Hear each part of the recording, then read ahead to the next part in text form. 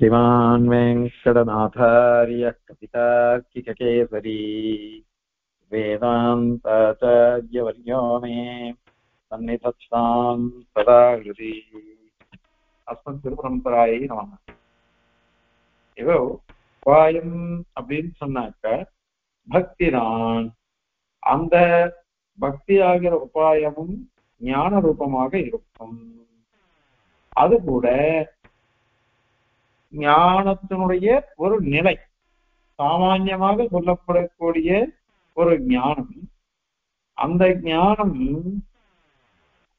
ஞானமானது பக்தி நிலையை அடையிறது. அதுதான் இந்த இடத்துல உபாயம்னு சொல்லப்படுறது அப்படின்னா சாதிச்ச. இப்போ அத்வைதிகள் சில கேள்வி கேட்கிறார், பின்னாடியும் வரப்போகுது, இப்பவும் வருது. அதை பத்தி என்ன அவ கேள்வி கேட்கிறா அப்படின்னு பார்ப்போம். பொதுவா ஞானம் அப்படின்னு சொல்றோம். இந்த ஞானம்ன்றது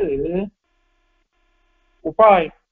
அந்த ஞானத்தினுடைய விசேஷ நிலைதான் பக்தி அப்படின்னு நீங்க சொல்றீங்களே, அது தவறு அப்படின்னுட்டு அவளுடைய ஆக்ஷேபமா இருக்கு. ஏன் அப்படின்னு சொல்றான்னா, நம்ம சித்தாந்தத்துல அனைத்து ஸ்ருதிகளுக்கும் ஐக்கரஸ்யம், ஒரே ரசத்துல போறது, ஒரே கத்தியிலேயே போறது எல்லாம் சொல்றோம். இப்ப நேற்று என்ன சொன்னோம்? உபாசனம், வேதனம், தியானம், இந்த ஸ்லோகத்தை அவர் தான் சொல்ல போறோம். இவைகள் அத்தனையுமே ஒரே நிலையில வருது, ஒரே விஷயத்துல வருது அப்படின்னு சொன்னோம். அப்படின்னு விஞ்ஞாய பிரஜானம், விஞ்ஞாய பிரஜானோட ஞானம் தான் அது உபாசனத்தை சொல்லும், வித்யை சொல்லும். எல்லா ஸ்ருதிகளும் ஒரே விஷயத்தை தான் சொல்லும். சர்வஸ்வதி சாமரஸ்யம், சமமான ரசத்தை உடைத்ததாய் உள்ளன அப்படின்னு சொல்றோம் நாம. அத இவ கேள்வி கேட்கிறாள். ஏன் அப்படின்னாக்கா, இங்க பக்தி ஸ்வரூப விஷயத்துலதான் உபாய ஸ்வரூப விஷயம் இருக்கு. மோட்ச உபாயம் ஒண்ணு இருக்கு. மோட்ச உபாயத்தினுடைய சுரூப விசாரம் பண்ணிட்டு இருக்கோம். அதுல மோட்சத்திலேயே நிறைய பேதங்கள் இருக்குன்னு சொல்லச்ச, உபாயத்துல பேதங்கள் இருக்குமா இருக்காதா? இருக்குமோ இல்லையோ? இப்ப அந்த மோட்சம் அப்படின்னு சொன்னாக்க, மோட்சம்ன்ற சப்தத்துக்கு என்ன அர்த்தம் அப்படின்னா, அது சாபேட்சகம்னு அர்த்தம். சாபேட்ச, அதாவது நிறைய வாட்டி சொல்றோம் புத்திரஹ அப்படின்னு சொன்னான் அவன். உடனே கேள்வி வருது, கஸ்ய புத்திரஹ, யாரோட புள்ள அப்படின்னு கேள்வி வருது. பிதான்னா யாரோட பிதா? இது சாபேட்சம். ஒண்ணுத்தை அபேட்சிச்சுன்னா இந்த சப்தங்கள்லாம் வரும். இப்ப மோட்சம் அப்படின்னு சொன்னோம்னு வச்சுக்கோங்க, எதுல அந்த மோட்சம், யாருக்கிட்ட இந்த மோட்சம், இத மாதிரி எத்தனையோ கேள்வி வரும். அதனால கஸ்மாத் மோட்சோ பவதி அப்படின்னு கேள்வி வரும். எதுல மோட்சம் வரும் அப்படின்னு கேள்வி வரும். அதற்கு பதில் நம்ம என்ன சொல்லுவோம்? பந்தாது மோட்சா, பந்தாது மோட்சா. அப்படியா? பந்தத்துல இருந்து மோட்சம்னு சொல்றேன், அப்படின்னா பந்தம்ன்றது என்னது அப்படின்னு கேள்வி வரும். உடனே அதுக்கு என்ன சொல்லுவோம்?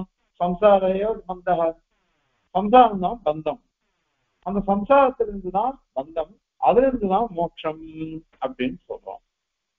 அப்போ இந்த சம்சாரமாகிற பந்தம், அதிலிருந்து விடுபடுதல் மோட்சம், அதுக்கு என்ன உபாயம் அப்படின்னு கேள்வி வரும். அந்த சம்சாரமாகிற பந்தத்துக்கு நிவர்த்தி, அதை போக்கடிக்கிறதுக்கு உபாயம் என்னது அப்படின்னு கேள்வி வந்ததுன்னா, சமயப விதித்வா அதிவர்த்தி மேதி அப்படின்னு வாக்கியம் இருக்கு. இங்க பதத்துக்கு அர்த்தம் பாருங்க. சமயவ விதித்வா, விதித்வா அறிந்து கொண்டு, சமயவ விதித்வா அவனையே அறிந்து கொண்டு, மிருத்யும் அத்தியேதி, அதி மிருத்யுமேத்தின்னு இருக்குது. மிருத்யும் அத்தியேதி, சம்சாரத்தை, மிருத்யுன்னு இங்க கர்மா அல்லது சம்சாரம் பந்தம் அப்படின்னா அர்த்தம் வரும். ஆனா எவன் அர்த்தம் இல்ல, இந்த சம்சாரத்தை தாண்டுகிறான் அப்படின்னு அர்த்தம். அத்தியேதி ஏத்தி அடைகிறான், அத்தியதின தாண்டுகிறான் அப்படின்னு அர்த்தம். அது மாதிரி நானிய பந்தா அயனாய வித்தியதைன்னு சொல்றது கொஞ்சம் சேதாசுதர உபநடத்து சொல்றது. இங்கெல்லாம் என்ன சொல்றது? ஞானம்தான் மோட்சத்துக்கு உபாயம் என விதித்வா அறிந்து கொண்டு அப்படின்னு தானே இருக்கு. அதனால இங்க வந்து ஞானம்தான் மோட்சத்துக்கு உபாயம் அப்படின்னு கேள்வி வந்துட்டு. இப்ப இந்த ஞானம் சொன்ன அந்த ஞானம் எப்படிப்பட்டது அப்படின்னு ஒரு கேள்வி வருது. ஞானம்தான் உபாயம் சொன்ன அந்த ஞானம் ஆகிற உபாயம் அது எப்படிப்பட்டது அப்படின்னு ஒரு கேள்வி வருது. அதுக்கு அவ என்ன சொல்ற, ஞானத்திலிருந்துதான் பந்தத்துக்கு நிவர்த்தி, பந்தத்திலிருந்து விடுபடுதல் என்பதானது ஞானத்தினாலதான் வரும் அப்படின்னு சொன்னாக்கா அவ அழகான உதாரணம் சொல்ற. இப்ப பொதுவா ஒரு பாம்பு வந்து நம்ம மாத்து இல்ல, அந்த பாம்பு வந்ததுன்னாக்க அந்த பாம்பை இது பண்ணணும், விளக்கணும். அதை என்ன பண்ணணும், ஒரு கொம்பு எடுத்துட்டு அதை அடிச்சு அல்லது துரத்தி அடிச்சு நாமும் ரட்சிதால ஆயிடும். இவ்வளவுதான். இப்ப அந்த பாம்பு உண்மையாவே வந்துருச்சு. உண்மையாவே பாம்பு வரவேதான் அதை அடிக்கிறதோ எதையோ பண்ணிக்கணும் உபாயம். அது அதை வெளியேற்றுறதுக்கு என்ன உபாயம் அப்படின்னா, அது உண்மையான பாம்பு, அதனால ஒரு கொம்பு எடுத்துட்டு அதை அடிச்சு அதை துரத்தி அனுப்புறோம் அப்படின்னு சொல்றோம். இப்ப அது வந்து வெறும் ஞானத்தினால அந்த பாம்பு போகல, ஞானத்தினால பாம்பு போகல. ஆனால் ஒருத்த என்ன பண்ணா, கயரை பார்த்துட்டு அயம் சர்பகா இது பாம்பு அப்படின்னு உனக்கு ஞானம் வந்துச்சு, அதனால பயந்து போயிடுவான், ஐயோ பாம்பு பாம்புன்னுட்டு. அப்ப இன்னொருத்த வந்து சொல்றான் நாயம் சர்பகா ரஜுரேஷா அப்படின்னு சொல்றான். இப்ப இவன் நாயம் சர்பகா ரஜுரேஷா அப்படின்னு சொன்னதுனால இவனுக்கு என்ன ஆகுது, முன்னாடி எனக்கு பாம்புன்னு நினைச்சிருந்தனே அது பொய்யா போயிடுவே, என்னுடைய ஆப்தனுத்தை வந்து சொல்லி கொடுக்குறான். என்னுடைய நண்பன் சொல்லிட்டான் வேண்டியவன், இது பாம்பு அல்ல இது கயிறு அப்படின்னு சொன்னான். அதனால இப்ப மிச்சையா போயிடுவேதான், பொய்யா போயிடுவேதான் பாம்புன்றது ஞானத்தினால அது நிவர்த்தி ஆயிடுச்சு. பொய்யான பாம்பு ஞானத்தினால நிவர்த்தி ஆயிடுச்சு அப்படின்னு நம்ம தெரிஞ்சுக்கிறோம். இப்ப இவ என்ன கேட்கிறா செய்தி வேடு, இப்போ ஞானத்தினால பந்தத்திலிருந்து விடுபடுறான் அப்படின்னு தானே இப்ப பேரம் சொல்றது. அப்படியான பந்தம் பொய்யா இருக்கும். எப்படி பாம்பு பொய்யா இருந்ததுன்னாக்கா ஞானத்திலிருந்து விடுபடுறது, பாம்பு ஞானம் விடுபட்டுருது அப்படின்னு சொல்றோமோ, அந்த மாதிரியாக இந்த பந்தமானது பொய்யா இருக்கிறதுனால ஞானத்தினால விடுபடுறது. அதனால ஞானாதி மோட்சம், சம்சாரத்திலிருந்து மோட்சம்ங்கிறது ஞானத்தினாலதான். அப்ப சம்சாரம் மித்யா பொய்யானது, பொய்யானதுதான் அது வந்து இந்த மாதிரி போயிடுச்சு. ஏன்னா பாஷ்யக்காரி ஒருத்தன் இருக்க, பொய்யான விஷயமானது ஞானத்தினாலதான் அது போக்கடிக்கப்படும். பொய்யான ஞானம் உண்மையான ஞானத்தினால போக்கடிக்கப்படுறது. இது பாஷ்யக்காரர் ரவி சித்தாந்தத்தை சொல்றேன். ஆகையினால இது வந்து பந்தமே பொய்யான பந்தம். சப்தஜானம் வந்தது, ஆப்தயுக்த விஞ்ஞானம், சப்தமசீந்தரான வாக்கியங்கள்னால எனக்கு ஞானம் வந்தது. ஞானம் வந்தோடனே என்ன பண்ணா, இந்த சம்சாரம் ஆகிற பொய்யாகிற பந்தத்திலிருந்து விடுபடுகிறான் அப்படின்னு சொல்றோம். இப்ப இதுல எதுக்கு விதிக்கணும்? ஒரு உபாசனத்தை விதிக்க வேண்டாமே, உபாசனத்தை விதிக்க வேண்டாம். நீ உபாசனத்தை விதிச்சேன்னாதான் உனக்கு நிறைய கஷ்டங்கள்லாம் வரும். இன்னொரு விஷயம் இருக்கு, அதுதான் இப்ப சொல்ல வந்ததே. இப்ப பொய்யான பாம்புன்னு ஞானம் வந்தது. பாம்பு கயத்துல பாம்புன்றது பொய்யானது, அது உண்மையானது அல்ல, பொய்யானது தானே. அப்ப இவன் என்ன பண்ணினா, கண்ணாலதான் பார்த்தான், அது பிரத்யக்ஷம்தான். ஆனால் அஜ்ஞானத்தினால பிராந்தியினால இது பாம்பு அப்படின்னு அவனுக்கு ஞானம் வந்துடுச்சு. அதுவும் ஒரு அபரோக்ஷ ஞானம், ஒரு பிரத்யக்ஷ ஞானம் தான். அதுக்கு இன்னொரு பிரத்யக்ஷ ஞானம், இன்னொரு பிரத்யக்ஷ ஞானம் இது நாயம் சர்பகா ரஜுரேஷா அப்படிங்கிற ஒரு பிரத்யக்ஷ ஞானம், சப்தஜன்யமான பிரத்யக்ஷ ஞானம்னு அவ சொல்றா. அந்த ஞானத்தினால, அந்த ஒரு பிரத்யக்ஷ ஞானத்தினால இந்த பொய்யான பிரமையான ஒரு பிரத்யக்ஷ ஞானம் வந்து பாருங்க, பாம்பு அப்படின்னுட்டு அது போயிடுறது. அதனால இங்கேயும் அப்படிதான் சம்சாரம். சம்சாரம் பொய்யானது, அத பிரமையினால உண்மையை நினைச்சுட்டு இருக்கோம். அப்ப தத்துவசியாதி வாக்கியஜன்ய ஞானத்தினால ஆத்மீகத்துவ விஞ்ஞானம்ன்றது வருது. ஆத்மா ஒண்ணுதான் இருக்கு, மீதி எல்லாம் பொய்யானது அப்படின்னு வருது. அது வந்துருச்சோன்னாக்க இந்த பிரம்மன் தான் உண்மை, பிரம்மன் தான் எல்லாத்துக்கும் அதிஷ்டானமா இருக்கு. ஆனால் பிரபஞ்ச பிரம்மமானது அந்த பிரம்மத்து பேர்ல வந்துருக்குது. இப்ப ஞானம் வந்தது, பிரத்யட்சமான ஞானம், சப்தாபரோக்ஷ ஞானம் சொல்றாரு.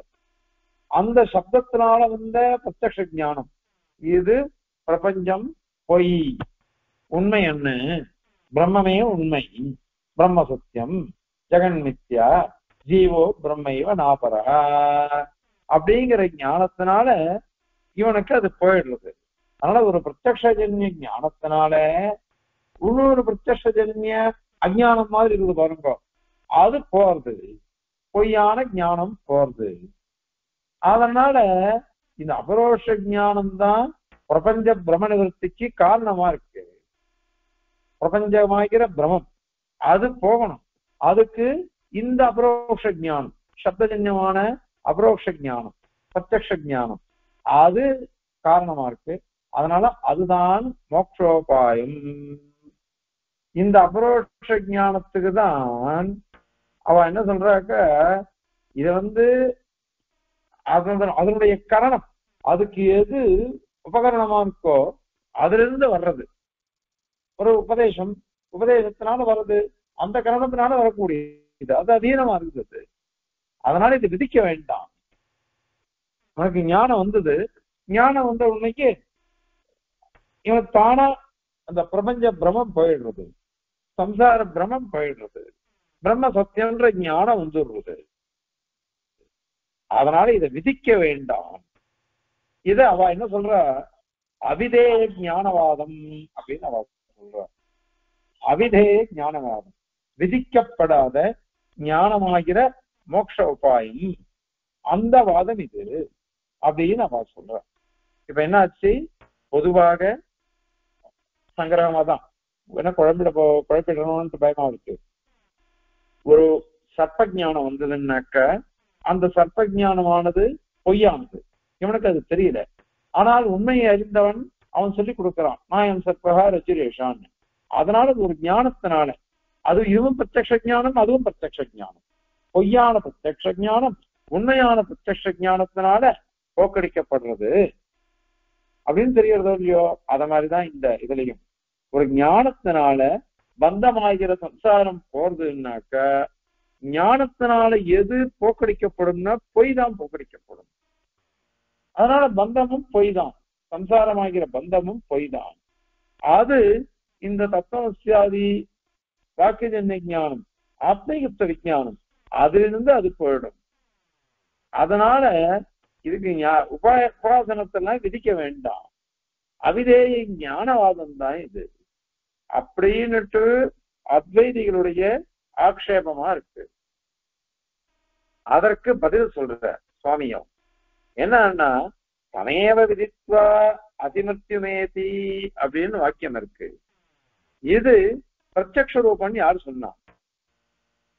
நாங்க என்ன சொல்றோம், பலவிதமான ஸ்ருதி வாக்கியங்கள், பலவிதமான ஸ்ருதி வாக்கியங்களை அத்தனையும் சாமரஸ்யம் கொண்டு வரணும், சமன்வயப்படுத்தணும். சமன்வயப்படுத்தணும் ஏன் அப்படின்னாக்கா, இப்ப ஒரு இடத்துல உபாசீத அப்படின்னு இருக்கு, இன்னொரு இடத்துல வித்யாத், வேத, தியாயீத, நியாயேத அப்படின்னா இருக்கு. தியானம் பண்ணு, உபாசனம் பண்ணு, அறிந்து கொள். அத மாதிரி வித்யை, பிரம்ம வித்தியை சொல்றது அது. இந்த மாதிரி வாக்கியங்கள் இருக்கு. இந்த மாதிரி வாக்கியங்கள்லாம் இருக்கச்ச ஒரு வாக்கியத்துக்கு ஒண்டி தாத்பரியம் எப்படி சொல்ல முடியும்? ஏன்னா பல வித்யைகள் பல வித்யைகளா இருந்தா கூட எல்லாமே எப்படிப்பட்ட தெரியுமா? ஸ்மிருதி ரூபம், தியான ரூபம், உபாசன ரூபம் அப்படின்னு சொல்ல போறோம். இப்போ ஸ்மிருதி லம்பே சர்வ கிரந்தீனாம் விப்ரமோக்ஷா அப்படின்னுட்டு சாந்தோக்கியோபனிடம் சொல்றது. ஸ்மிருதி லம்பே ஸ்மிருதியை அடைந்து விட்டால் சர்வ கிரந்தீனாம் அனைத்து முடிச்சுகள் சம்சார முடிச்சுகள் சிக்கல்கள் அது அதிலிருந்து அவைகளுக்கெல்லாம் விப்ரமோக்ஷா அதிலிருந்து விடுபடலாம். இப்ப ஸ்மிருதி லம்பே அப்படின்னு ஸ்மிருதினா என்னது? முன்னாடி எதை அனுபவிச்சோமோ எதை உபதேசமா வாங்கிட்டோமோ அதனுடைய சிந்தனை அப்படின்னு அர்த்தம். அது விப்ரமோக்ஷம் அப்படின்னு சொல்றது. அது அந்த ஸ்மிருதியினால இந்த பந்தத்திலிருந்து மோட்சம் வருது அப்படின்னு சொல்றோம். அத மாதிரி இப்ப இந்த ஸ்மிருதி ரூபமா, இது ஸ்மிருதி ரூபம்னா என்னது? அது பிரத்யக்ஷ ஞானம் இல்லையே, பிரத்யக்ஷ ஞானம் இல்லை. ஸ்மிருதின்னு நினைச்சு பாக்குறது தானே. நினைச்சு பாக்குறது போய் பிரத்யக்ஷ ஞானமா எப்படி இருக்கும்? நான் இந்த ஊர்ல உட்கார்ந்துட்டு இருக்கேன், என் கிரகிணியோ என் குழந்தைகளோ வெளியூர்ல உட்கார்ந்துட்டு இருக்கா, அவளை நான் நினைச்சுட்டே இருக்கேன். இப்ப நினைச்சுட்டே இருக்குது எனக்கு நேரம் வந்து நிக்கிற மாதிரி தோன்றது, என் கிரகணியோ என் குழந்தைகளோ. இப்போ இது பிரத்யக்ஷ ஞானம் இல்லை, இது தியானம் தான். நம்ம பெருமாளை சேவிச்சோம், பெருமாளை சேவிச்சுட்டு ஆத்துக்கு வந்துடணும், ஆத்துக்கு வந்துட்டு அசை போடணும், பெருமாளை எப்படி சேவிச்சோம், கோஷ்டி எப்படி இருந்தது அப்படின்னு. இப்போ நேர போய் பெருமாளை சேவிச்ச ஒரு பிரத்யக்ஷ ஞானம், ஆத்துக்கு அசை போட்டுன்ற ஒரு ஞானமும் ரெண்டும் ஒன்னாயிடுமா? அது பிரத்யக்ஷ ஞானம், நேர சேவிச்சது பெருமாள. அதே ஆத்திர அதை நினைச்சு பாக்குறோம் பாருங்க, அது வெறும் ஸ்மிருதி தான், அது பிரத்யக்ஷ ஞானம் இல்லை, அது பரோட்ச ஞானம் தான். அப்ப ஸ்மிருதி நம்பே சர்வ கிரந்தீனாம் விப்ரமோக்ஷான்னாக்க பிரத்யக்ஷ ஞானத்துக்கு உபாயத்துவம் சொல்லலை, ஸ்மிருதி ரூபமான ஞானத்துக்கு தான் உபாயத்துவம் சொல்லிருக்கு. அதனால இது பரோட்ச ஞானம் தானே. அப்போ நீ அபரோஷ ஞானம் எப்படி சொல்லுவ? இப்ப ஸ்மிருதி லம்பே அப்படின்னு முதல்ல சொல்லிட்டு அப்புறம் முண்டகோபுரம் சொல்றது சமயவாத்மானம் தியாயத்தை அப்படின்னு இருக்கு. அந்த ஆத்மாவையே தியானம் பண்ணுங்கோ அப்படின்னு சொல்றது. தியாயத்தை இப்ப ஸ்மிருதி, இப்ப தியாயத்தை அப்படின்னு இருக்கு, தியானம் பண்ணுங்கோ அப்படின்னு இருக்கு. அப்ப தியானம்னா என்ன அர்த்தம்? மௌனமாக அசையாம மனச சதற விடாம ஒரே விஷயத்துல அப்படியே ஒரே விஷயத்தான் செலுத்தணும், அப்படியே ஒரே விஷயத்திலேயே பிரவൃத்தி அப்படியே வரும். இது ஒரு க்ஷணத்துல வருமா அல்லது பிரத்யக்ஷத்துல வருமா? அது ஒரு க்ஷணத்திலையும் வராது, பிரத்யக்ஷத்திலையும் வராது. இது ஸ்மிருதி விஷயமாத்தான் வருது. இது அபரோஷ ஞானம் தானே. அதனால மோட்ச சாதனம் அப்படின்னாக்க இந்த மாதிரி தியானாதிகள்லாம் கூட மோட்ச சாதனம் தான் அப்படின்னு சொல்றேன். இப்ப பரோட்ச ஞானத்துக்கு தானே மோட்ச சாதனம் சொல்றது. அதுவும் எப்படிப்பட்டது? இது பின்னாடி சொல்லணும். தியாயத்தை அத மாதிரி ஸ்மிருதி லம்பே அப்படின்னு சொல்லிட்டு அதுக்கப்புறம் உபாசீதன்னு சொல்ல போறது. இந்த வாக்கியங்கள்லாம் என்ன சொல்றதுன்னாக்க ஒரு நிமிஷத்திலேயோ ஒரு க்ஷணத்திலேயோ நினைக்கிறது சொல்லவே இல்லை, தொடர்ந்து நினைக்கிறத பத்தி சொல்றது. ஆஹார சுத்தௌ சப்தசுத்தி சப்தசுத்தௌ துருவா ஸ்மிருதி அப்படின்னு சாந்தோக்கியோபுரம் சொல்றது. நம்ம சாப்பிடுற ஆகாரமானது சாத்விகமா இருந்ததுன்னு வச்சுக்கோங்க, சுத்தமான சாத்விகமான ஆகாரத்தை நாம சாப்பிடுறோம் சேவேஷ்ணம். அப்படி சாப்பிட்டோம்னாக்கா சப்த சுத்தி மனசுத்தமா போயிடுது. மனசுத்தமா போயிடுச்சுன்னாக்கா உடனே நமக்கு என்ன வருது? சத்வசுத்தம் துருவா ஸ்மிருதின்னு இருக்கு. துருவா அப்படின்னாக்க எப்பொழுதும் இருக்கக்கூடிய ஸ்மிருதி அப்படின்னு அர்த்தம். எப்பொழுதும் இருக்கக்கூடியதுன்னாக்க தொடர்ந்து நினைக்கிறது, தொடர்ந்து நினைச்சுட்டு இருக்கிறோம். தொடர்ந்து நினைக்கிறதுனாக்க அனுஸ்மிருதி அப்படின்னு சொல்றோம். இந்த அனுஸ்மிருதிய உபாசனம்னு பாஷ்யக்காரர் அர்த்தம் பண்ணிருக்காரு. அதனால இங்க வந்து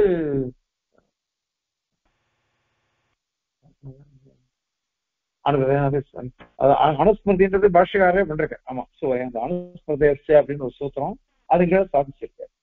அனுஸ்மிருதே இதுல வந்து சொல்லிருக்காரு சூத்திரக்காரர் சொன்னதை உபாசனம்னு சொல்லிருக்காரு. அதனால அனுஸ்மிருதி தொடர்ந்து நினைக்கிறது. தொடர்ந்து நினைக்கிறதுன்னா தொடர்ந்து வரக்கூடிய பரோட்ச ஞானம் தான், அபரோக்ஷ ஞானம் இல்லை. பரோட்ச ஞானம்னா வெறும் பழசெல்லாம் நினைச்சு நினைச்சு வரக்கூடிய ஞானம், அல்லது புத்தகத்தினால பார்த்து படிச்சு படிச்சு வரக்கூடிய ஞானம் தான், நேர பார்க்கிற ஞானம் இல்லை. அதனால இது ஸ்பஷ்டமா நமக்கு தெரியறதே. இன்னொரு விஷயம் இருக்கு. இப்போ தியாயீத ஸ்மிருதிஹி அதை ஸ்மரேத், ஸ்மரேத் புண்டரீகாட்சம் சபாக்கியாபியந்தர ஸ்ருதிஹி அப்படின்னு சொல்றோம். எவனொருவன் புண்டரீகாட்சனான எந்திரவானை ஸ்மரிப்பானோ சக பாக்கிய ஆபியந்தர ஸ்ருதிஹி, உள்ள வெளியில எல்லாம் அவன் சுத்தமாயிடுறான் அப்படின்னு சொல்றது அது. இதனால் இந்த ஸ்மிருதியோ அல்லது தியானமோ அல்லது உபாசனமோ எதுவா இருந்தாலும் அதுக்கு பலன் என்ன? ஏகரூபந்தான். நேத்தியா சொன்னோம், விகல்பக அவிசிஷ்ட பலத்வாத். இந்த பிரம்ம வித்தியைகளுக்கெல்லாம் விகல்பந்தான். அவைகள் ஏன்னா அவைகள் அவிசிஷ்ட பலம், விசிஷ்டமான பலன் கிடையாது.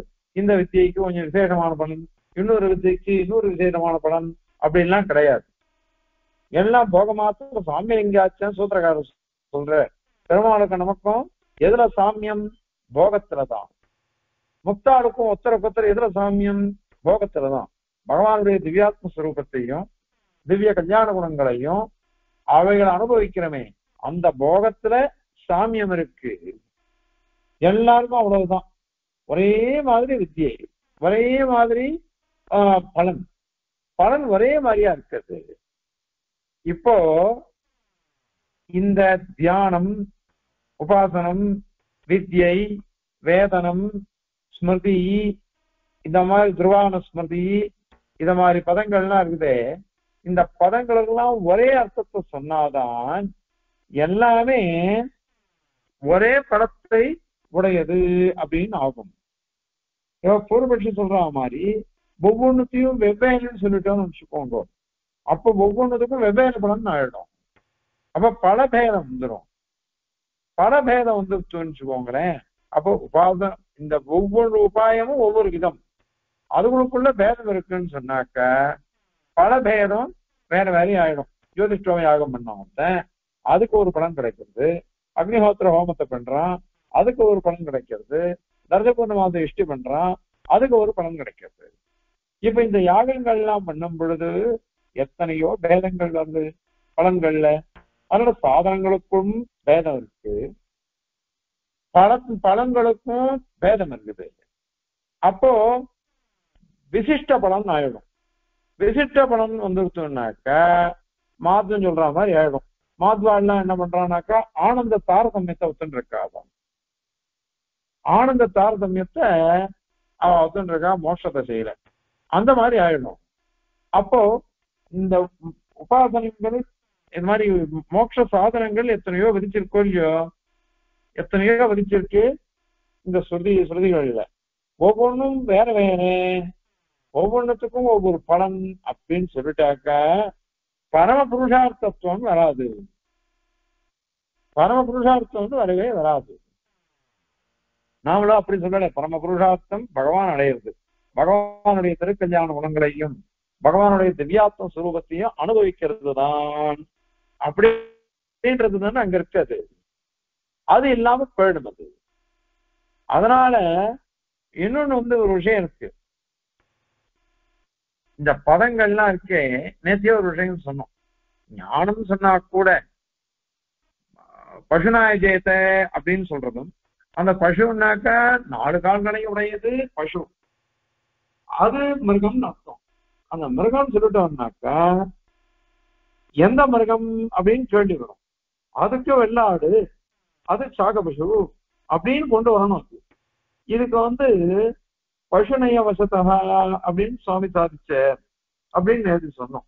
அதனால ஞானம் அப்படின்னு பொதுவாக சொன்னாலும் அந்த ஞானமானது விசேஷமான உபாசனத்துலதான் முடியும். அதையும் நேற்று சொல்லிட்டோம். இப்ப என்ன சுவாமி சாதிக்கிற, ஸ்மிருதி அப்படின்னு இருக்கு. இந்த ஸ்மிருதிங்கிறது தான் விசேஷ பதம். இப்போ விசேஷ வாசகத்துவம் தான் ஸ்மிருதி பதம். ஏன் அப்படின்னாக்கா நினைக்கிறது தானே, நினைக்கிறது தான் நம்ம நினைச்சுட்டே இருக்கோம். அந்த நினைக்கிறத பத்தி தானே இங்க வருது.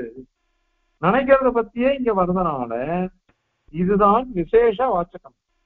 ஒரு மோட்ச சாதனத்துக்கு விசேஷமான பதம் இது அப்படின்னா ஸ்மிருதி. ஏன் அப்படின்னா ஸ்மிருதின்னு சொல்லிட்டு போலாமே, எதுக்கு தியானம் உபாசனம்லாம் சொல்றது அப்படின்னு கேள்வி கேட்டா வாஸ்தவம் தான். இந்த ஸ்மிருதின்னு சொன்னாக்கா முன்னாடி சொன்ன மாதிரி என் கிரகணியை நான் நினைச்சாலும் ஸ்மிருதி தான், என் குழந்தைகளை நினைச்சாலும் ஸ்மிருதி தான், நம்ம மனுஷாலே பந்துக்களே நண்பர்களை நினைச்சாலும் ஸ்மிருதி தான். ஆனால் அது மோட்சோபாயமா ஆகாது.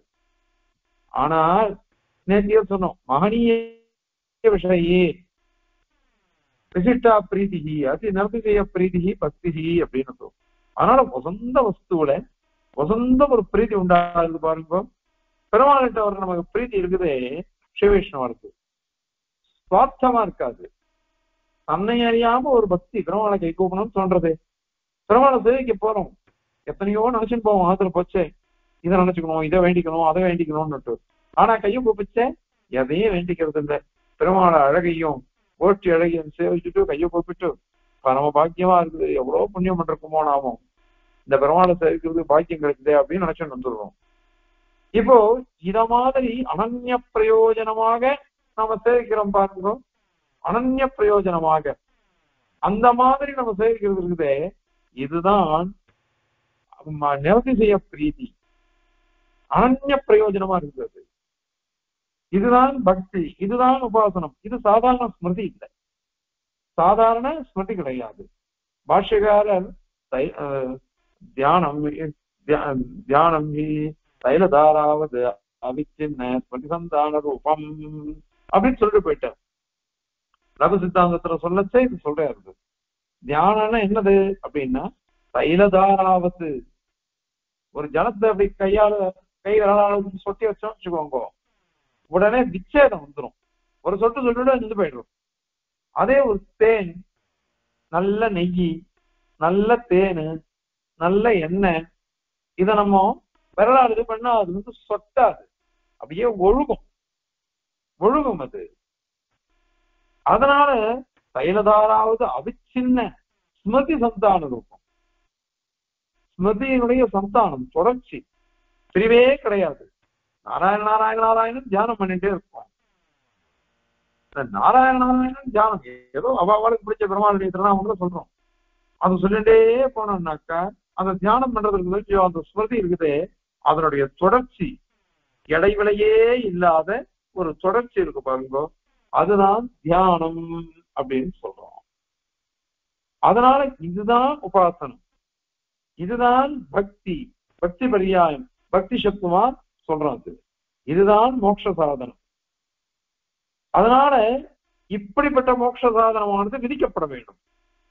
ஞானம்ன்றது அறிந்து கொள்றதுதான். லோகத்துல இருக்கும் அத்தனை பேருக்கும் வேதாந்தம் தெரியும். இப்போ எல்லாருக்கும் தெரியும் ஏதோ பகவான் ஒரு தத்துவம் இருக்கு. நாஸ்திகன் கூட ஏதோ ஒரு விஷயத்துல ஒத்துன்னு போவான். ஆனால் அந்த ஞானம் வந்துட்டாலே போறோம்னு சொல்றது தப்போ இல்லையோ? பாஷகாரர் ஸ்ரீபாஷத்தை ஒரு கேள்வி கேட்கிறார். இப்ப வந்து அவன் ஒரு உதாரணம் சொன்னான். சர்ப்ப ஞானம் வந்தது, அதன் பிறகு நாயம் சர்ப்பகான்னு ஒரு ஞானம் வந்தது, பாம்பு இல்லைன்னு ஒரு ஞானம் வந்தது.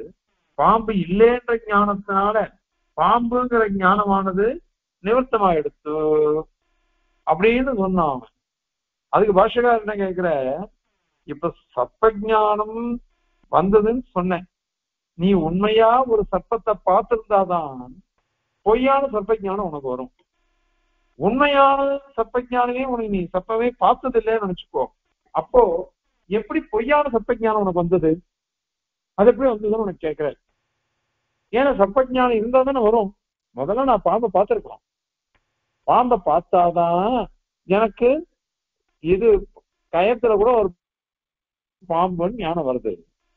அந்த மாதிரி நீ சம்சாரம் பொய்ன்னு சொன்னியானாக்க இப்ப உண்மையான சம்சாரத்தை எங்கேயாவது பாத்தியா? நீ பார்த்திருந்தாதான் இதை நீ சொல்ல முடியும். அதனால உண்மையான சம்சாரத்தை பார்த்தாதான், அந்த பந்தத்தை பார்த்தாதான் இது பொய்யான சம்சாரம் ஒண்ணு சொல்ல முடியும். அது எங்க நீ பார்த்துட்டு சொல்லு. அதனால நீ அதை ஒத்துண்டியானாக்கா, உண்மையான பந்தத்தை ஒண்ணு நான் பார்த்திருக்கேன்னு சொல்லிட்டியானாக்கா, அப்போ அத்வைதமே ஹானி ஆயிடும். அப்ப உண்மையான பந்தம் சொல்லிட்டோம்னாக்கா வெறும் ஞானத்தினால அது பாதிக்கப்படாது. உண்மையான சம்சாரம் இருக்குன்னாக்கா, நீயே சொன்ன உண்மையான பாம்பை பார்த்தாக்கா அதை ஞானத்தினால போக்கடிக்க முடியாது, ஒரு கொம்பால் அடிக்கிறது, அப்படி தள்ளுறது, எப்படி தள்ளுறது நீ சொன்னையோ இல்லையா? அத மாதிரி இங்க உண்மையான சம்சாரத்தை பார்த்தியானாக்கா, அப்போ அது உண்மையான சம்சாரத்தை வெறும் தத்துவ ஞானத்தினால போக்கடிக்க முடியாது. நமக்கெல்லாம் தத்துவ ஞானம் இல்லையா? எல்லாருக்கும் இருக்கு. எல்லாருக்கும் இருந்தா கூட அடுத்த வேலை ஆகாரத்துக்கு நம்ம பறக்கிறோமே. ஏன் பறக்கிறோம்? பசி. உடம்பு எப்படி இருக்கு? சாப்பிடாம இருக்க இல்லையே நம்மளால. அடையனுடையது காத்தால இன்னைக்கு அஷ்டகாஸ்திராப்தம். நான் காத்தாலே ஒன்னும் சாப்பிடல, எனக்கு மனசு கேட்கல, என்னதுக்கு அவ்வளவு சீக்கிரம் என்ன பண்றது அப்படின்னு. நான் காத்தால தீர்த்தாமன்னு சொல்லியாமன்னு வேட்டியை ஒழிச்சிட்டு போயிட்டேன். அதுக்கப்புறம் மத்தியானம் 11:15 தான் ஆத்துக்கு வந்தேன். வந்துட்டு தீர்த்தாமன்னேன். தீர்த்தாமாட்டு தர்ப்பத்தை எடுத்துட்டு புக்னெல்லாம் பண்ணிட்டு, அதுக்கப்புறம் மத்தியானம் பண்ணிட்டு அந்த உணர்ந்த வேட்டியை எடுத்துட்டு திருவாராதனை பண்ணிட்டேன். பண்ணிட்டு தப்பணும். சாப்பிட உட்காருச்சோ 12:55 ஒன்னும் உடம்பு முடியல, கல்றத பிடிச்சி டவுன் ஆகுறது, கண்ணெல்லாம் இருண்டு போறது. இது எனக்கு தத்துவம் தெரியுமே, நாராயணே தத்துவம் போனா என்ன அப்படின்னு நான் தோன்றது. அடுத்த வேலை சாப்பிடணும், சாப்பிட்டு உடம்பு என்ன வச்சுக்கணும், மாத்திரை சாப்பிடணும் அப்படின்னு தோன்றதா இல்லையா நமக்கு? அதனால வெறும் சம்சாரமாகிறது பொய்யின்னு இல்லை, எனக்கு தெரியறது சம்சாரம் உண்மையானது. ஆனால் அந்த சம்சாரத்திலிருந்து விடுபடுவதற்கு பகவானுடைய விஷயமான ஞானம் வேணும் அப்படின்னு தோன்றது நம்ம எல்லாருக்கும். அந்த ஞானம் வந்தா கூட நமக்கு சம்சாரம் போகலையே, சம்சாரம் போகலையே. அதனாலதான் ஜீவன் முக்திவாதனா கண்டனம் பண்ண போறாரு, பின்னாடி வரப்போறது. ஜீவன் முக்திவாதத்தை கண்டனம் பண்ண போறாரு பாஷ்யக்காரர், அதனால அதுல வரப்போறது. அதனால இது வெறும் ஞானத்தினால போகாது. அதனால நீ வெறும் ஞானம்னாக்க அது அவிதேயம் சொல்லிட்டு போலாம், விதிக்கப்படலைன்னு சொல்லிட்டு போலாம். வெறும் ஞானம் எனக்கு தத்துவ ஞானம் உபநட பாக்கியத்தை கேட்ட உடனே எனக்கு சம்சாரம் போயிடுச்சுன்னு சொல்லலாம். ஆனா அப்படி போகலையே, யாருக்குமே போகலையே அது. அதனால வெறும் ஞானம்ன்றது இல்ல, விதேயமான ஞானம் தான். விதேயமான ஞானம் தான் இந்த இடத்துல நமக்கு தேவையா இருக்கு. அதனால இதுதான் மோட்ச சாதனம். விதிக்கப்படுகிற ஒரு ஞானம் இருக்கே, அதுதான் மோட்ச சாதனமாக இருக்கு. அந்த மோட்ச சாதனம்ன்றதுதான் நாங்க என்ன சொல்றோம், ஞானம்தான். அது பிரீத்தி ரூபாபன்னமான பக்தின்னு சொல்லப்படக்கூடிய உபாசனம், வேதனம், தியானம், ஸ்மிருதி, துருவானுஸ்மிருதி, வித்யை, இந்த மாதிரி பல பதங்கள்னால சொல்லப்படுறது, பல பதங்களால சொல்லப்படுறது அப்படின்னு சொல்றோம். இவையெல்லாம் பரியாய பதங்கள் தான், ஒரே அர்த்தத்தை சொல்லக்கூடிய பரியாய பதங்கள் தான். அதனாலதான் இந்த வாதத்துக்கு விதேய ஞானவாதம் அப்படின்னு பேர். அவ அவிதேய ஞானவாதம் சொன்னாவா, வெறும் ஞானம் தத்துவ ஞானம் ஒன்றிதான் மோட்ச சாதனம், அதனாலயே எனக்கு எல்லாம் வந்துடும் அவ சொன்னா. ஆனா நாமளும் அந்த மாதிரி இல்லை. இது விதேயமாகிற ஞானம். அதனால பிரபஞ்சம் நீ பிரபஞ்சம்ன்றதே பொய் இல்லையே, மிச்சம் இல்லையே. பிரபஞ்சம்ன்றது மிச்சம் இல்லை, பொய் இல்லை. பொய் அது உண்மையானது. சம்சாரம் உண்மையானது, சம்சாரம் உண்மையானது. பொய்யா இருந்ததுன்னாக்கா எனக்கு பொய்ன்னு இப்ப தெரிஞ்சு விடுத்தா இல்லையா? எனக்கு தத்துவ ஞானத்தினால எனக்கு பொய்ன்னு தெரிஞ்சு விடுத்தேன். தெரிஞ்சு விடுத்தோன்னா நான் என்ன பண்ணணும்? என் கிரகணியை பார்த்தா அவளை நான் பொய் தான், பொய்யான பொம்பளை என்னதை கொடுத்தேன், குடும்பத்தை நடத்துறது அப்படின்னு தானே எனக்கு தோணணும். அந்த மாதிரி தோணலையே. என் குழந்தைகளுக்கு கோசரம் நான் பண்ணணும், என் பேத்திக்கு கோசரம் பண்ணணும், என் பேரனுக்கு கோசரம் பண்ணணும், இப்படிலாம் நமக்கு தோன்றது. அது உண்மையா இருக்கவே தான் தோன்றதே தவிர்த்து பொய்யானது இல்லை. ஏன்னா நவீங்கிய சொல்லியிருக்க சுவாமி. இதுல ஸ்ரீபாஷ்யத்துல ஏன் சொல்லிருக்க, தேசியம் நிறைய இடத்துல சாதிச்சிருக்காரு அது. அதனால இது சரி, இந்த மாதிரி இருக்குது. சரி, பிரபஞ்சம் சத்தியம் தானே, அப்போ அதுதான் சம்சாரம் பந்தம் அப்படின்னு சொல்றோம். அப்போ உபாசனத்தினால அது எப்படி போகும்? அதுவும் ஒரு ஞான ரூபந்தான். ஞான ரூபம், விசேஷமான ஞான ரூபம்னு சொல்ல போறீங்க, அவ்வளவுதான். அது ஞானம்தான், ஞான ரூபந்தான், விசேஷமான ஞான ரூபம் அப்படின்னு நீங்க சொல்றீங்க. அப்ப விசேஷமான ஞான ரூபமானது உபாசனம், அதனால மோட்சம் வருதுன்னு நீங்க சொல்றீங்களே, அது எப்படி வரும்? அதுவும் ஞானம் தானே. இது ஒன்னே ஒன்று பேதம். நான் அவா சொன்னது அபரோக்ஷ ஞானம், பிரத்யக்ஷ ஞானம், நாம சொல்றது பரோட்ச ஞானம், இவ்வளவுதானே வித்தியாசம். ஆனால் இந்த பரோட்ச ஞானத்தினால சம்சாரம் போயிடும், மோட்சம் வந்துடும் அப்படின்னு நீங்க சொல்றது எப்படி வரும் அப்படின்னு கேட்டா அதற்கும் பதில் சொல்றோம். இத நாங்க வெறும் உபாசனமே மோட்சத்தை கொடுக்கறதுன்னு நாங்க சொல்லவே இல்லையே. உபாசனத்தினால என்ன போறது அப்படின்னா கர்ம பந்தம் போறது, கர்ம பந்தம் போறது. சாராள சுவாமி சாதிக்கிறார் இதுல சதவிகமாதிகரணத்துல, பிராயஷ்சித்த கிரமேண சிக பரபஜனம் சோதிடம் கர்மசாந்தியை அப்படிங்கிறார். ஒரு பிராயசித்த தப்பு பண்ணினோம், உடனே அதுக்கு பிராயசித்தம் பண்றோம். பிராயசித்தம் பண்ணா அது தப்பு போறதா இல்லையா? அத மாதிரி எவ்வளவோ பாபங்கள், எவ்வளவோ புண்ணியபாபரூப கர்மாக்கள், அவைகள் எல்லாம் போகணும்னாக்க அதுக்கு நீ என்ன பண்ணு, இது பண்ணிடும், உபாசனம் பண்ணிடும். உபாசனம் பண்ணிட்டா அந்த புண்ணியபாபரூப கர்மாக்கள் அனைத்தும் கழிஞ்சு போயிடும். அது சஞ்சித கர்மா பிராரப்த கர்மான்னு பிரிச்சு அது எப்ப எப்ப போகணும்னா விசாரணை தனியா பண்றோம், அதை விட்டுருப்போம். பொதுவா கர்மாக்கள்லாம் நாசத்தை அடைஞ்சிடும். ஆனால் மோட்சம் கொடுக்கிறது பரமாத்மா எம்பெருமானே கொடுப்பான். எம்பெருமான் கொடுக்குறான் அந்த இடத்துல. உபாசனத்தினால எது போச்சுன்னா கர்மாக்கள் போச்சு, தடைகளா இருக்கக்கூடிய பிரதிபந்தகாரங்களாகிற புண்ணியபாபூர்வ கர்மாக்கள் தான் கழிஞ்சது. ஆனால் மோட்சம் கிடைக்கிறது, அந்த பந்தம் போறதுதான் கூட பகவத் அனுகிரகத்தினாலதான் போறது. அவனுக்கு அமிர்தசேஷ சேது அப்படின்னு அவனுக்கு சேது, அவனுக்கு சேத்துன்னு பேரு, அமிர்தம்னு பேரு. தன்னை அடைவதற்கு சொப்ராத்தே சாதனஞ்ச ஸ்வயமிதி அப்படிங்கிறாரு சுவாமி.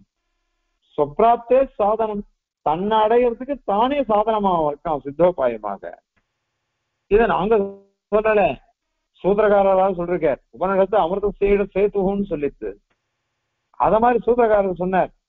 சந்தியாதிகரணத்துல சொல்லும் பொழுது 3ஆம் அத்தியாயம் 2ஆம் பாதம் முதல் அதிகரணம், அதுல பராவித்யானாத் திரோஹிதம் ததோஹ்யஸ்ய பந்த விபர்யயோ அப்படின்னு சூத்திரக்காரன் சொல்ற. பர அபித்யானாத், பகவான் பரமாத்மாவுடைய சங்கல்பத்தினால இந்த அபகத புஸ்தகம் முதலான 8 குணங்கள் நமக்கும் உண்டுதான், அது மூடப்பட்டிருக்கு, மறைக்கப்பட்டிருக்கு. அவனுடைய சங்கல்பம் வந்துருச்சுன்னா ததோஹி அஸ்ய ததோஹி, அதுல அவனால்தான் அஸ்ய இந்த இவனுக்கு ஜீவனுக்கு பந்த விபரியோ, பரமாத்மாவனுடைய சங்கல்பத்தினாலதான் பந்த சம்சாரமா வருது. ஏன்னா நம்ம பண்ண பாபத்துக்கு ஓதுறோம் சம்சாரம், நம்ம பண்ண உபாயத்தை பார்த்துட்டு விபர்யம், விபர்யம்னா பந்தத்துக்கு எதிர்த்தட்டு மோட்சம் அது கிடைக்கும். அதனாலதான் சூத்திரக்கார சந்தியாதிகரணம் முதல் அதிகரணம் அதுல ததோஹ்யஸ்ய பந்த விபர்யம்னு சாதிச்சார். அந்த பாதத்திலேயே 3ஆம் அத்தியாயம் 2ஆம் பாதம் கடைசி அதிகரணம் 8வது அதிகரணம் பலாதிகரணம், அங்க சாதிக்கும் பொழுது பலமத உபபத்தே அப்படின்னு சாதிச்சுட்டார். அவன்கிட்ட இருந்துதான் பலம்னு சொல்லிட்டார். சூத்திரக்காரர் ஒவ்வொன்னுத்தையும் ரசிச்சு ரசிச்சு பார்க்கணும். சூத்திரக்காரர் பலம் அதகா அப்படின்னு சொல்லிட்டார். முக்தி பலம்னு சொல்லல, மோட்ச பலன் சொல்லல, பலம் அப்படின்னு சொல்லிட்டார். நீ எந்த பலமா வேணுமானாலும் சரி, எந்த பலத்தை நீ அபேட்சிச்சாலும் அந்த அத்தனை பலமும் அவனுடைய சங்கல்பத்தினாலதான் வரும்.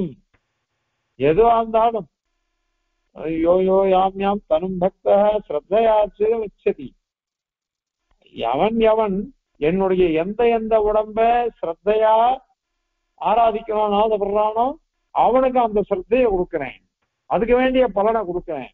உடம்புன்னா தேவதைகள் அர்த்தம். மொத்தம் இந்திரனை குறிச்சி யாகம் பண்றான், மொத்த சூரியனை குறிச்சி யாகம் பண்றான், மொத்த அக்னியை குறிச்சி யாகம் பண்றான். எப்படி பண்ணா என்ன, அதுக்கெல்லாம் நான் தான் அதிர்ஷ்டாத்தில் தேவதை. நான் அவனுக்கு வேண்டிய இதெல்லாம் கொடுக்குறேன். மொத்தத்துல நான் தான் எல்லாமே. அகமி சர்வ யஜ்ஞானம் போக்தாச்ச பிரபுரேவச்ச அப்படின்னு பெருமாள் சொல்லிருக்க. அதனால இதெல்லாம் பாஷ்யக்காரர் தான் இருக்கிறார் இந்த சூத்திரம் சொல்லும் பொழுது. படமத உபபத்தே அப்படின்னு சொல்றது. இதெல்லாம் காட்டிலும் அட்டகாசமான ஒரு ததோகாவது அதிகரணம் அதிகரணம் 4ஆம் அத்தியாயம் 2ஆம் பாகத்துல. அந்த அதிகரணத்துல 8வது அதிகரணம் அது.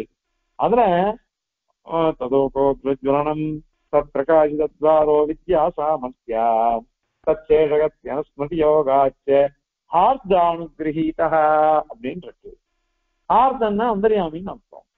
ஹிருதயத்துக்குள்ள எழுந்தல் இருக்கக்கூடிய அந்தர்யாமியான எம்பெருமான் அவனால அனுகிரகிக்கப்பட்டவனாக அப்படின்னு அங்க சாதிக்கிறார். சாராவளியில ஆச்சரியமான ஸ்லோகம். அதுல எம்பெருமான சப்தலோகி கிரகஸ்தன், 2 இடத்துல சப்தலோகி கிரகஸ்தன் சுவாமி சாதிக்கிறார். மீமாம்சா பாதுகையில முதல் மங்கள ஸ்லோகம், அதுல சப்தலோகி கிரகஸ்தன் அப்படின்னு சாதிக்கிறார் தேசிகன். இங்க ததோகாதிகரணத்துல அதிகரண சாராவளியில ததோகாதிகரணத்துல 2 ஸ்லோகங்கள். 2வது ஸ்லோகத்துல சப்தலோகி கிரகஸ்தன் அப்படின்னு சொல்றார். சுவாதீனஹா ஹார்த சம்ஞஹ ஸ்வயம் அவிகலயா சம்பதா சாகம் ஏகஹ ஸ்தித்வா ஹிருத்பத்ம மத்தியே ஸ்தகித நிஜ தனுஹு சப்தலோகி கிரகஸ்தா அப்படின்னு சாதிக்கிறார். 7 லோகத்துக்கும் கிரகஸ்தனா இருக்கான் அவன். அங்க அவிகலையா சம்பதா அப்படின்னு பதத்தை பிரயோகம் பண்ணிட்டார். அவிகலையா சம்பதா, தோஷமற்ற ஐஸ்வர்யம், அவிகலையா குறவில்லாத ஐஸ்வர்யம். அங்க குமார வலது தேசிகன், அதாவது தேசிகனுடைய திருக்குமாரர், அவர் சாதிக்கிறார். அவிகலையா சம்பதா, பிராட்டியோட சேர்ந்த ஏகதத்துவம், ஏகதத்துவமே ஓதிட்டோம். பிராட்டியோட சேர்ந்த ஒரு தத்துவமா அவன் எழுந்திருக்கான். அப்படி இருந்துட்டு அவன் உனக்கு வைக்கிறாங்க. அங்க அவளுக்கு என்ன காரியம்? ஆனா அவளுக்குதான் அங்க காரியம் இருக்குன்னு சொல்லணும். அதனால அங்க சுவாமி அவிகலையா சம்பதா அப்படின்னுட்டு அதுக்கு குமார வரது தேசியன் திருவுள்ளத்திலிருந்து சாதிக்கிறார். பிராட்டியோட சேர்ந்து இருக்கிற ஹார்தன்னு பேர் வாங்கின்றவாங்க. ஹார்த சம்ஞா, சம்ஞன், ஹார்த நாமகா, ஹார்த நாமா அப்படின்னு சொல்லிட்டு போலாம்.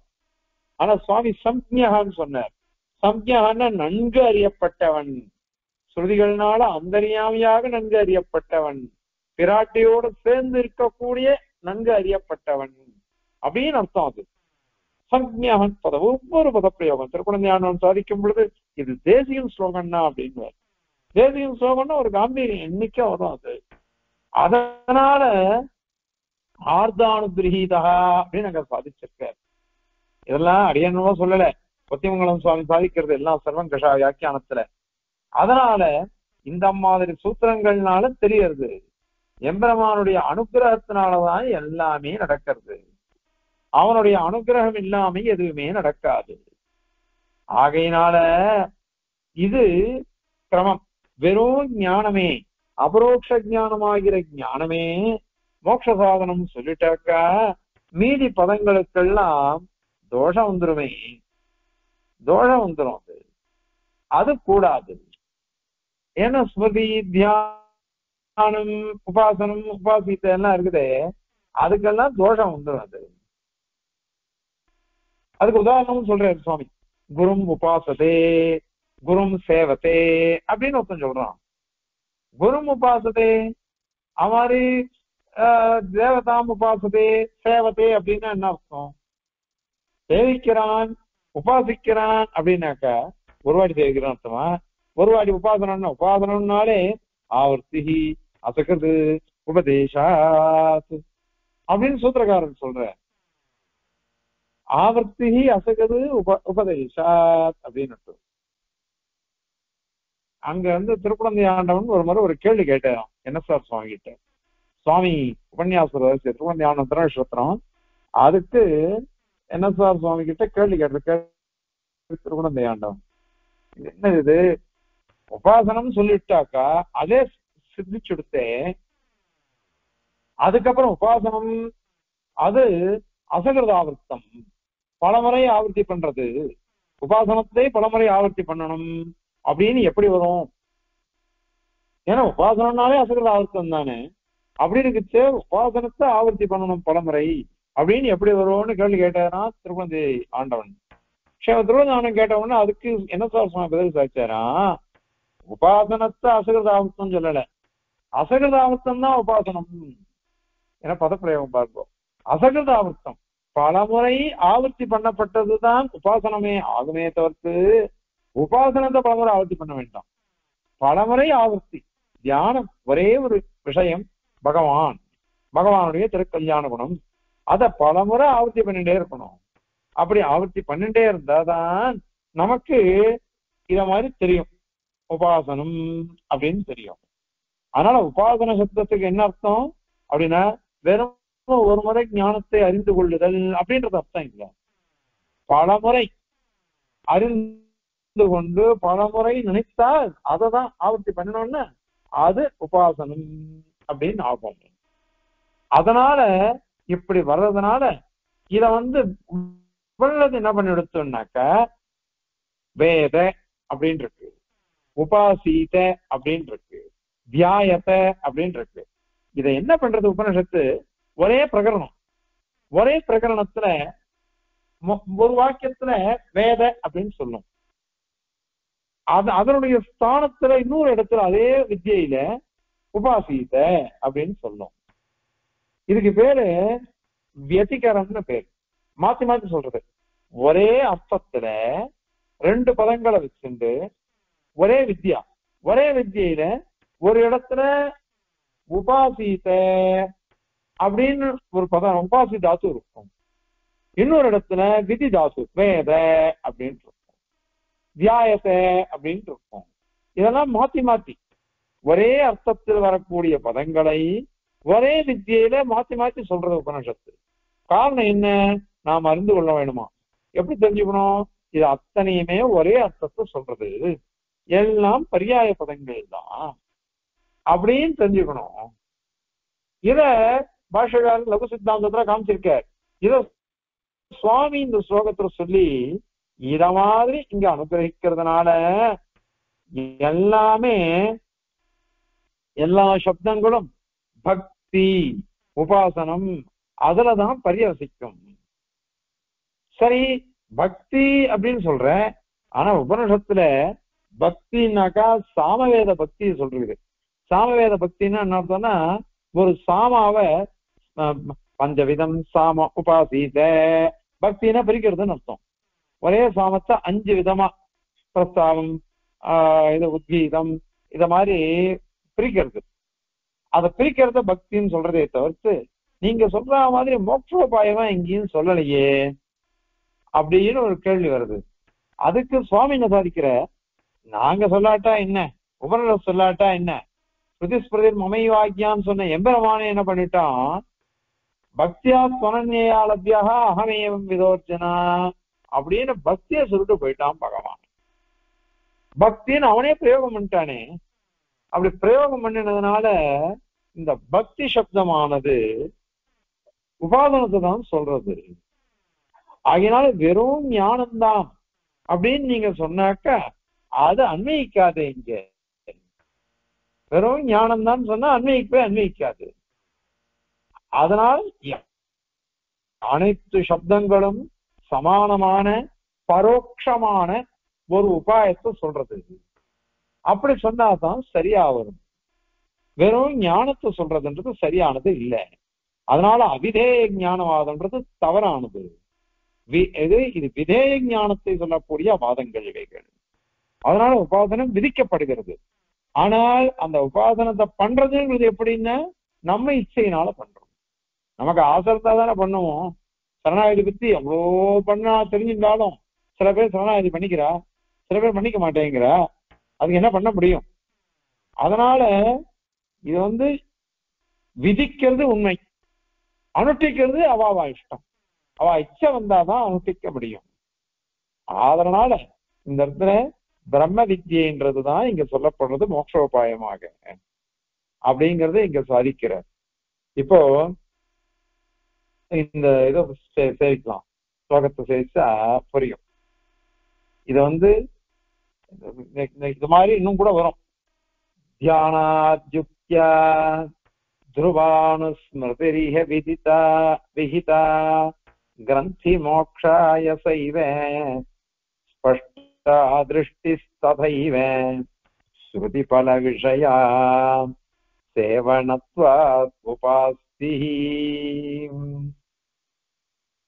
क्वाप्यैक्यम् विद्युपास्यो व्यतिकरितगिरा भक्तिमेवाह गीता सर्वं तद्वित्ति मात्रे फलवती विफलम् तेन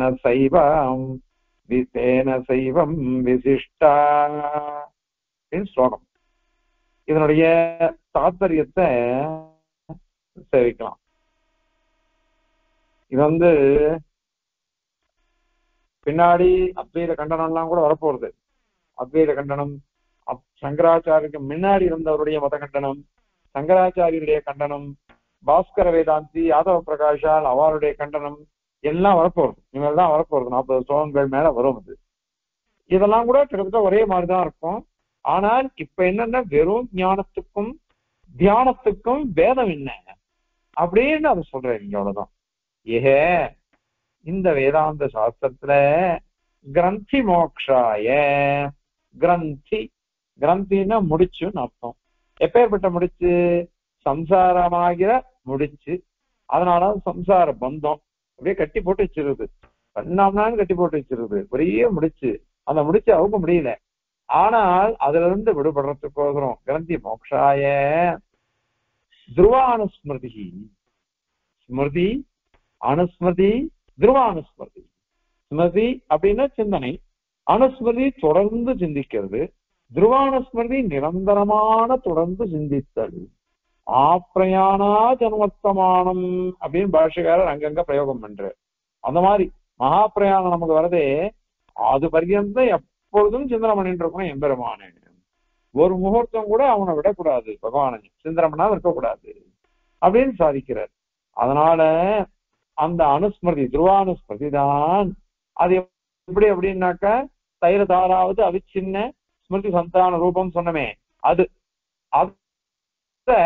தியானாத் யுக்தியா. இது எப்படி நீ தெரிஞ்சுட்ட அப்படின்னா தியானாத் யுக்தியா, தியான ஆதிசப்தத்தினால உபாசனம், வித்யை, மாதிரி வேதனம், இந்த மாதிரி சப்தங்கள்னால விஹிதா இந்த நிரந்தரமான ஸ்மிருதி அனுஸ்மிருதி அது விதிக்கப்பட்டது மோட்சோபாயமாக. சைவ அந்த அத மாதிரி இருக்கக்கூடியத அந்த துருவானுஸ்மிருதி தான். ஸ்பஷ்டம்னா என்ன அர்த்தம்? விஷததமமான ரூபத்தை அடைந்தது. பொதுவா ஒரு வாட்டி பெருமாளை சேவிச்சுட்டு வந்தோம். ஒரு வாட்டி பெருமாளை சேவிச்சுட்டு வந்தா எல்லா பெருமாளும் மனதில் நிக்கிறாள. அத திருவனந்தபுரத்துல மலைநாட்டு மலையாள விதேசங்கள்லாம் சேவிச்சுட்டு வந்தோம். ஏதோ திருவனந்தபுரத்து பத்மநாப பெருமாள், அனந்த பத்மநாப பெருமாள் மாத்திரம் கொஞ்சம் மனசுல நிக்கிறார், மீதி எல்லா பெருமாளும் நிக்கல. அத மாதிரி சோழ நாட்டு திவ்ய தேசங்கள்லாம் சேவிச்சேன், அமுதன் நிக்கிற மாதிரி வேற எந்த பெருமாளும் நிக்கல. மூலவரில் அந்த இவர் இருக்காரு அப்ளை பண்றவாள், அவர் நல்லா நிக்கிறார். அதனால இந்த ஸ்பஷ்டத்தை வரணும்னா என்ன பண்ணணும்? ஸ்பஷ்டமா மனசுல நிக்கணும்னா பலமுறை சேவிக்கணும், பலமுறை சிந்தனை பண்ணணும், பலமுறை அனுபவிக்கணும். அப்பதான் அது வரும். அது திருஷ்டி தர்சன ரூபாச்ச, அது தர்சன ரூபமா வரும், சாட்சாத்காரம் பண்ற மாதிரி வரும். பெருமாளை நம்ம 4 வாட்டி பார்த்தா தானே வருது. யாருக்கு பொண்ணை பார்த்ததே கிடையாது. கல்யாணம் பொண்ணு ஒரு நாள் கல்யாணம் பொன்பாக்க போனோம், நிச்சயார்த்தனையும் ஒரு வாட்டி பார்த்தான், திருப்பி கல்யாணத்திற்கு 2 வாட்டி பார்த்துட்டான். ஆனால் அவளோட பழக பழக பழக பழகதானே நம்ம மனசுல பதியறது. ஒரு குழந்தை அவ அம்மா மாத்திரம் தெரிஞ்சுக்கிறது, வேற யாரையும் தெரிஞ்சுக்கல. பழக பழகதான் தாத்தா பாட்டி எல்லாத்தையும் வர ஆரம்பிக்கிறது. இது லோகத்திலேயே அப்படின்னா பகவத் விஷயம் ஆச்சு. இது எப்படி இருக்கும்? அது அதனால இந்த தரிசன ரூபம் சாட்சாத்காரம் பண்றதுன்னு இந்த மனசுல நினைச்சுட்டே இருக்கணும், அப்படி இருக்கணும். இது அப்படிப்பட்டதுதான் சா ஸ்ருத பல விஷயா, அதாவது பிரம்ம பிராப்தி ரூபமான பலம். அந்த பலமானது சமானமா இருக்கு. ஸ்ருதபல விஷயா நம்ம பெருமாள் அடையிறது அப்படிங்கிறது தான் அது. அது ஒரே மாதிரிதான் இருக்கும் அந்த உபாசனன்றது. ஏன் அத மாதிரி சொல்றோம்னா சேவனத்வா, இது சேவா ரூபம். சேவைங்கிறது நினைக்கிறதே சேவை, சேவிக்கிறது சேவை, சுசுரூஷம் பண்றது சேவை, கைங்கரியம் பண்றது சேவை. அதனால சேவா ரூபம் உபாஸ்திகி, அது உபாசனா ரூபமாவும் இருக்குது. அது லோகத்துல அந்த மாதிரி சொல்றோமோ இல்லையோ, குரும் சேவத்தே குரும் உபாசத்தே அப்படின்னு லோகத்துல பிரயோகம் பண்றமே. அப்படி பிரயோகம் பண்றதுனால இந்த உபாசனம்ன்றது குரு உபாசிக்கிறான்னா என்ன அர்த்தம்? ஒரு வாட்டி குரு நினைச்சிட்டு வெளில வந்துட்டான்னு அர்த்தமா? தெய்வமா அப்படி தேவது உபாசித்த அப்படின்றது, தேவவசியாது உபாசியங்கிற தேசிய ஞாபக நிமிஷத்தில பகவானை எப்படி நம்ம உபாசிப்போமோ அப்படி ஆச்சாரியரையும் உபாசிக்கணும், ஆச்சாரியரை நினைச்சுட்டே இருக்கணும். தேசிகன் குரு பரம்பரா சாஸ்திர சாதிக்கும் பொழுது ஒருத்தனுக்கு ஞானம் வருது வராமல் விட்டோம், குரு கிட்ட இவனுக்கு பக்தி இருக்கா இல்லையா அப்படின்னு பாக்குறது எப்படி தெரிஞ்சுக்கணும்னா, இவனுக்கு குரு ஆச்சாரிய பக்தி அதிகம் இருந்ததுன்னாக்கா இவனுக்கு ஞானம் என்ன வரும், பக்தி இல்லைன்னா ஞானம் வராதுன்னு போயிட்டார் சுவாமி. சிஷ்யனுடைய ஞான தாரண்யத்தாலே கண்டுகொள்வது அப்படின்னு சொல்லிட்டு போயிட்டார். அதனால நம்ம எவ்வளவுக்கு குருவை ஆச்சாரியனை நினைச்சுட்டு இருக்கோமோ அவ்வளவுக்கு அவ்வளவு நமக்கு ஞானம் ஏறிண்டே போகும். அதனால குரு உபாசதே எப்பொழுதும் நினைக்கிறதுன்னு அர்த்தம். அது அதே மாதிரிதான் பெருமாளையும், அதை பெருமாள் தான் அப்படி பண்ணணும் நாமோ. அதனால பெருமாளை எப்படி பாக்குறோமோ அது மாதிரி பாக்குறோம். அது சரி. இந்த மாதிரி ஞான பதத்துக்கு கூட உபாசன வாசி தான் இது, உபாசனத்தை தான் சொல்றதுக்கு ஞானம்ன்றது அப்படின்னு எப்படி தெரிஞ்சுக்கிற அப்படின்னா, இங்க குவாபி சில பிரகரணங்கள்ல, சில வித்யா பிரகரணங்கள்ல வியதிகரித்த கிரா வேதன்னு சொல்லுவோம் ஒரு முதல் வாக்கியத்துல, கடைசி வாக்கியத்துல உபாசத்தே உபாசித அந்த மாதிரி சொல்லும். அது மாதிரி வித்யுபாசியோ விதி தாத்து உபாசி தாத்து, இந்த ரெண்டு கிரியாபதங்கள் இவைகள வேதன உபாசனங்கள்ல மாத்தி மாத்தி சொல்றதுனால எங்க இருக்குதுன்னாக்கா மனோ பிரம்மேச்சு உபாசித அப்படின்னு ஆரம்பிச்சுட்டு உபாசிதம் தான் ஆரம்பிச்சுட்டு ஏவம் வேத அப்படின்னு வேதன் முடிக்கிறது, உபாசிதன் ஆரம்பிச்சது அப்புறம் வேதன் முடிக்கிறது. அந்த மாதிரி இந்த இடத்துல அதனால நிறைய இடத்துல அந்த மாதிரி இருக்கு. லகு சித்தாந்தத்துல எம்பரமானார் ஸ்ரீபாஷ்ய லகு சித்தாந்தத்துல ஐயோ சாதிச்சிருக்காரு. அதனால இந்த மாதிரி வெதிகரம் பண்ணி சொல்றது. அது அதனால வித்யுபாசியோ ஐக்கியம் ஒரே அர்த்தத்தை சொல்றது அப்படின்னு தெரிஞ்சுக்கணும். அது சரி, இதெல்லாம் சொல்ற, ஆனா வேதத்துல அது மாதிரி இல்லையே அப்படின்னு சொன்னாக்கா, வேதத்துல இல்லாட்டா கூட பகவத்கீதை சொல்றது, கீதா பகவத்கீதை கூட பக்தி மேவ ஆக பக்தியை தான் சொல்லிட்டு கொடுத்தது. புருஷ சபர பார்த்த பக்தியால அப்படின்னுட்டு பக்தி ஆத்மனன்யா அசக்கியா அகமேவம் விதோர்ஜுனா அப்படின்னு பெருமான் சொல்ற, நிறைய இடத்துல அவர் சொல்றாரு. அதனால பெருமான அடையணும் அப்படின்னு சொன்னாக்கா இதுதான் சரியான வழி. நாங்க சொல்ற பக்தி யோகம், உபாசனம், தியானம், வித்யா எல்லாம் சமானார்த்தகங்கள். அதனாலதான் நமக்கு கிடைக்கும். அது தஸ்மாத் அந்த காரணத்தினால வித்தி மாத்திரே பலவதி, நீ வித்தி மாத்திரை வெறும் ஞானத்தினாலதான் இது பலன் வரும், ஞான சாமானியம் தான் மோட்ச சாதனம், அதனாலேயே எல்லாம் கிடைக்கிறது நீ சொன்னியானாக்க சர்வம் முன்னாடி ஒன்னால அத இப்போ இங்க நாங்க சொன்னமே தியான சப்தம், அனுஸ்மதி சப்தம், உபாசி சப்தம், வேத சப்தம், இத மாதிரிலாம் இருக்குது. இது அத்தனையும் சர்வம் விபலமா போயிடுமே, வியர்த்தமா போயிடும். ஏன்னா வேதம் சொல்றது, அது வேதம் சொல்றது தேன ஆகையினால சா அந்த ஞானமானது வித்தியானது மோட்சதானமான ஞானமானது ஏவம் விசிஷ்டா.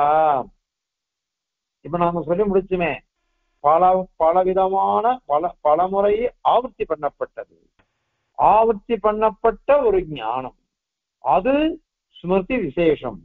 தைலதாராவது அவிச்சின்ன சந்தான ஸ்மிருதி ரூபம். அது பிரீத்தி ரூபாபன்னமான பக்தி ரூபாபன்னமான ஞானம். அதுதான் உபாசனம். அது இருந்தாதான் மோட்சம் கிடைக்கும். அதுதான் இந்த இடத்துல சொல்றது.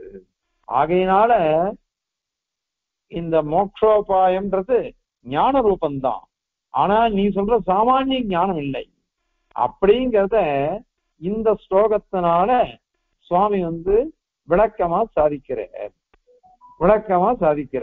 இப்போ இந்த ஸ்லோகத்தினுடைய திருப்பி அந்த பிரதிநிதியை நம்ம சேவிக்கலாம். ஸ்லோகத்தை சேவித்தா சரியா போயிடும், இன்னும் மனசுல நன்னா நிற்கும். அதுக்கோசம் இந்த ஸ்லோகத்தை திரும்பி சேவிக்கலாம். தியானாத்யுக்தியா த்ருவானுஸ்மிருதிரிஹ விஹிதா கிரந்தி மோக்ஷாய சைவ ஸ்பஷ்டா திருஷ்டிஸ்ததைவ ஸ்ருதபல விஷயா சேவனத்வாத் உபாஸ்தி க்வாப்யைக்யம் வித்யுபாஸ்யோः व्यतिकरित गिरा भक्तिमेवाह गीता सर्वं तद्वित्ति मात्रे फलवति विफलं तेन सैवं विशिष्टा। कवितार्किकसिंहाय कल्याणगुणशालिने श्रीमते वेंकटेशाय वेदान्तगुरवे नमः। अस्मद्गुरुपरम्परायै नमः। अडिये।